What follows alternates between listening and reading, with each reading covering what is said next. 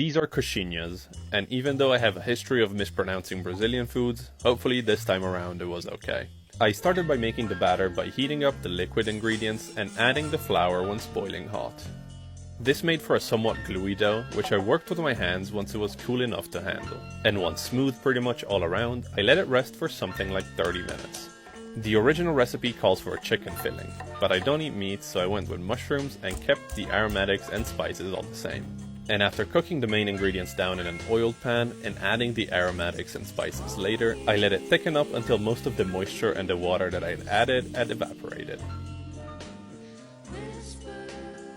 Then with a small ball of dough at a time, I made a shape that could hold the filling, and closed it up in what's essentially the shape of a drumstick.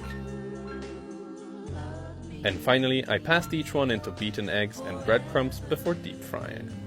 Sometimes it's not easy making vegetarian versions of traditional food,